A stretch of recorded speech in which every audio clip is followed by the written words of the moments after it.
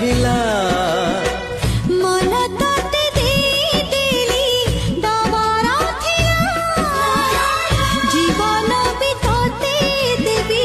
कथा रहिला कथा काली जहा थिला त अकुहा